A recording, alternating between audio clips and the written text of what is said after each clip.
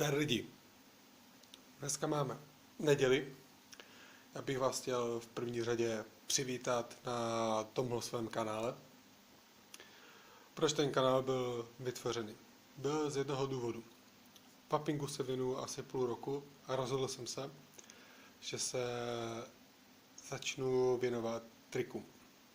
Takže tohle byl takový jakože první pokus o zveřejnění nějaké mé snahy.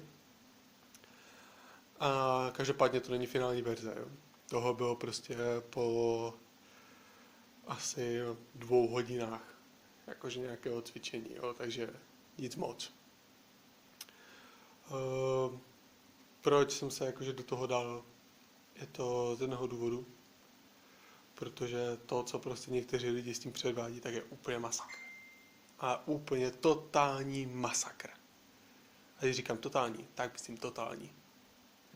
Tady prostě z Česká Karel Kapradin. Prostě borec úplně, prostě mega. V zahraničí to prostě jede úplně na plné koule.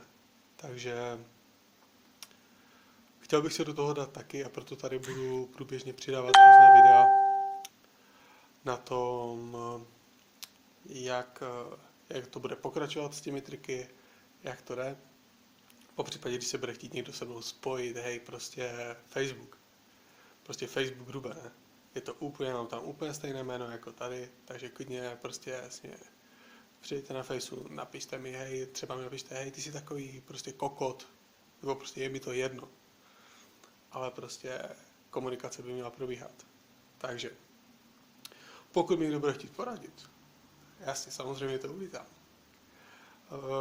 Je to tak, že fakt jakože tahle myšlenka je tady asi týden a posledních 5 dní jakože fakt jakože rubu fest. Že prostě už dneska jsem si říkal, tyjo, hej, měl by si dát pauzu, ne? Takže asi tak nějak. Takže díky, že jste se na tohle video mrkli. Pokud budete chtít, klidně si tady dejte odběr, za to budu rád. Nějaký prostě sdílení, jestli vám to přijde vhodné nebo ne. A jinak se uvidíme u dalšího videa. Takže mějte se hezky a papingu zdar.